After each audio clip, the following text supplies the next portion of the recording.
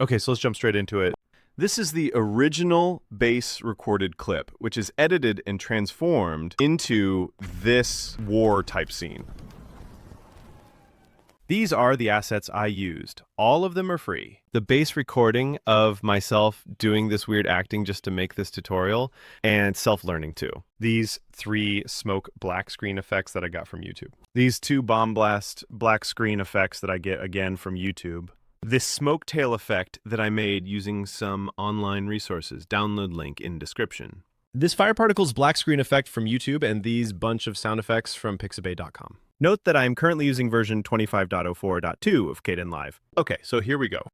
Firstly, in sequence named Shot 4, I added my main base recorded clip of doing this kind of weird acting and feeling kind of embarrassing in front of some guys, for real. Then I use this object mask effect or feature of Kdenlive to mask myself and all the stuff in front, so my visual effects don't affect me or my surroundings, like the walls or parapet or whatever it's called.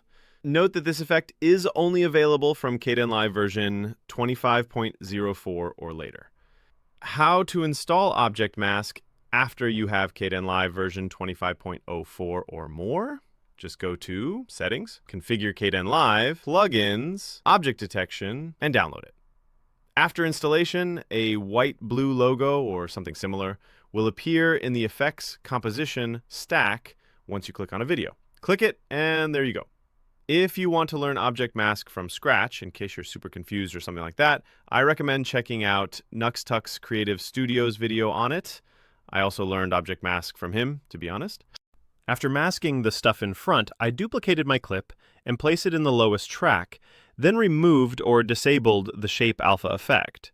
This way, it acts as the base for everything, meaning all the effects like smoke will overlay on top of this.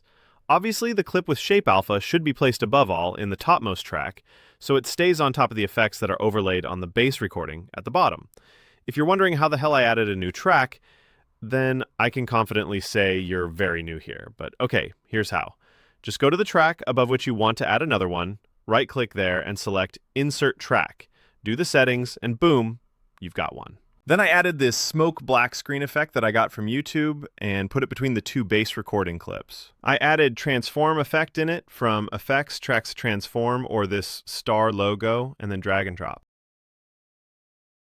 Before adjusting its position over the clip, I added this blue bar, I don't know its name, over the clip by clicking this blue dot at the left bottom of the clip after moving my cursor over there. Then I go to this effect called Composite and Transform from here, and choose Composite Track, Drax V1, then Compositing to Screen. If you want to know what's actually going on here, which is a lot more better than just copy-pasting, then here is the explanation. Firstly, the blue bar that I added is kind of for overlay type stuff over a video clip. If you know the basics of video editing, then most probably you know what the hell an overlay is. But no problem, I'll tell you anyway. An overlay is basically when you want one video clip to appear on top of another so that the top clip affects how the bottom one looks. It's like placing a transparent colored plastic sheet over another one. The top one changes how you see the bottom one. That's honestly the best explanation I could think of while writing this script. Okay, then we choose the Composite and Transform effect from the drop-down menu. Why? Obviously, because this is the type of overlay effect we want. If you're still struggling with my definition, then it's honestly better to explore it yourself. Just try out different types of overlay effects to see how they behave. After that, we choose V1 for the composition track. Why? Because the composition track is the one that gets affected by the overlay effect, meaning the track you select here is the one your overlay is going to interact with. Then choosing Screen for compositing is also a type of blending mode. What does it do? Think of Screen like this. It takes the brightness or light parts of the top overlay clip and blends it with the bottom clip in a way that removes all the dark parts of the top layer. So black becomes invisible and the bright or glowing parts show through. And that's how I added the smoke effect over the screen or video clip. Then I applied the transform and transparency effects to the smoke to adjust its position and how visible it is. Why? Because full visibility just looks weird for smoke, at least to me. Then I did the same kind of stuff for the rest of smoke effects. Then I added these 2 bomb blast effects with doing same overlay related stuff that we did before. Added transform in both of them to adjust their position. Note, I forgot to tell you one important thing. For all these effects, I changed their speed to 200%. Why? Because the object mask feature in Kdenlive takes forever to track an object in clips longer than 3 seconds, and my potato PC made it even worse. So, to save time, and my PC's soul, I first mask the object in short clips under 6 seconds. Then, I do all the effects-related work, like adding objects to the scene such as smoke and bomb effects. And after rendering that short sequence, I slow down the clip to 50%. I add color effects and stuff afterward, which we'll do soon.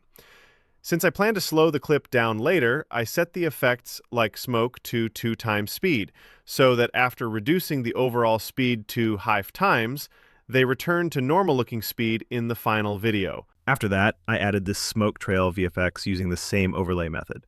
I also applied the transform effect, obviously, to adjust its position. That's all the stuff we did in shot 4. Then I just rendered it. How to render? Go to Project, Render, or press Ctrl-Enter. Do the settings, click Render to File. Boom, my PC crashed. Then I added another sequence named Shot 4.1 for further editing.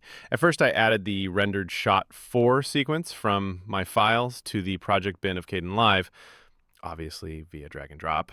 I placed the video track at the bottom, i.e. on the V1 track. Then added a bunch of effects like Bezier curve, lift, gamma, gain, vignette, film grain, and denoiser. Quick tip, if you have a very bad camera, which I do too, in fact I use my mobile's camera, then denoiser is super helpful for eliminating unnecessary noise from your video. But using it properly requires some understanding, so I recommend learning a bit about noise elimination in Kdenlive from YouTube. Also, if you want to learn about color grading and other effects related stuff, it's all out there on the internet. But if you want to learn directly from me, then just share this video as much as you can.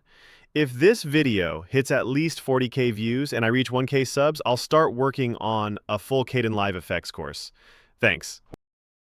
After this self-promotion break, back to work. And guess what I did? I rendered this clip again with the name Learning 23.3 War Trailer Type.mp4. Yeah, I'm still a student of video editing. And placed it above the main V1 clip. Why? For more effects.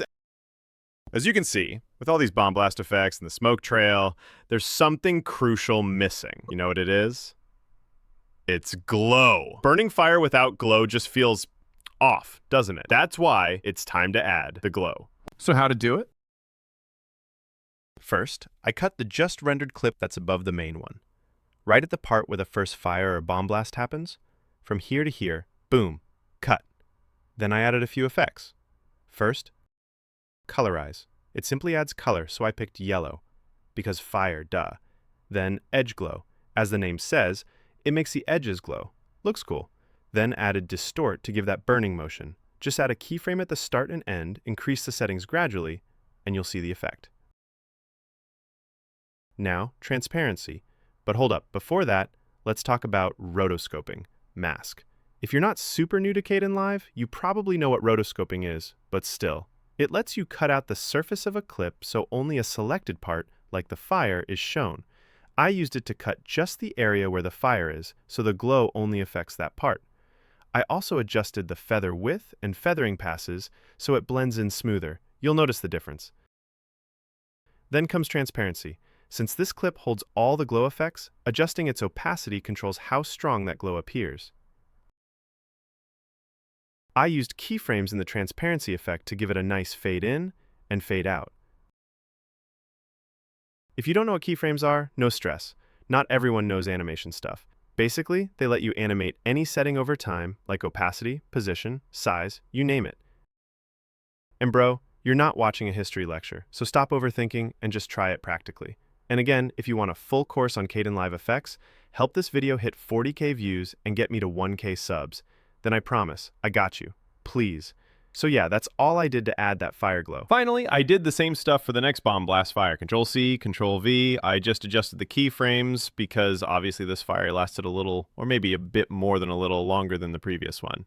Also, the rotoscoping mask is smaller this time since the fire itself is smaller. Then comes the glow for the missile smoke trail fire. And here things were a little different. First, for colorize and edge glow, which are the easiest to explain, I changed the color to a bluish tone for two reasons. One, the yellow just didn't look cool to me, and red or other colors looked kind of weird for some reason. I suck at VFX environment design, okay? And two, I have no idea why I'm making such bad cringe jokes while writing this script, bro.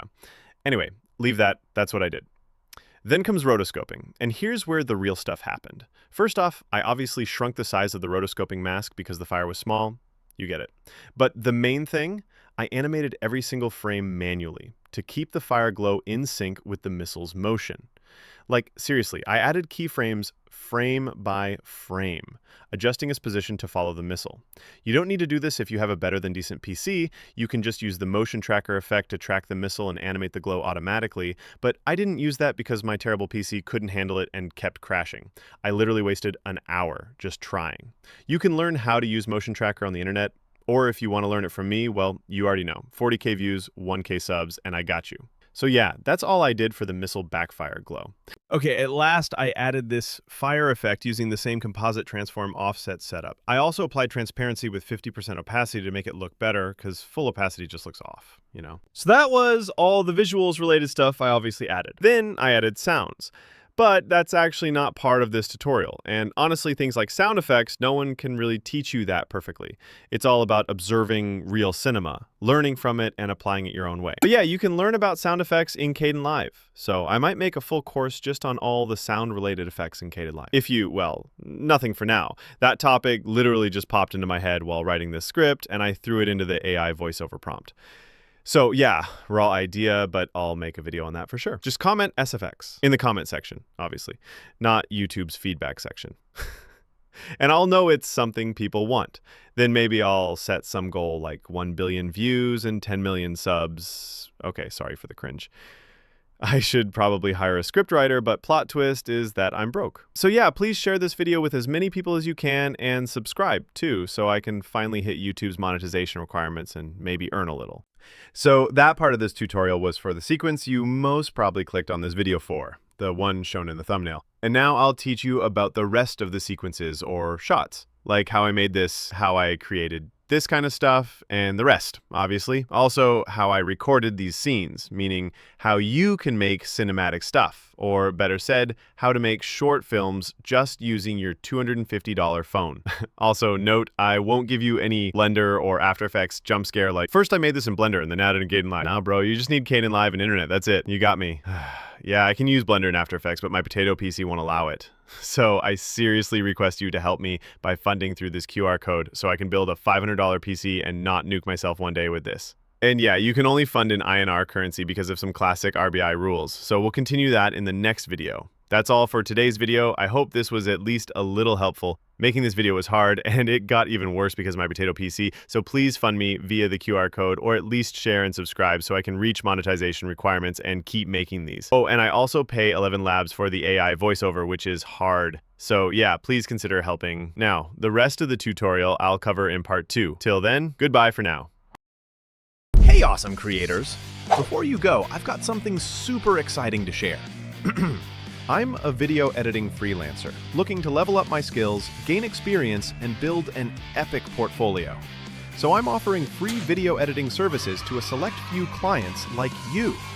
That's right, I'll take on your project and craft it into something amazing, completely free. Want in?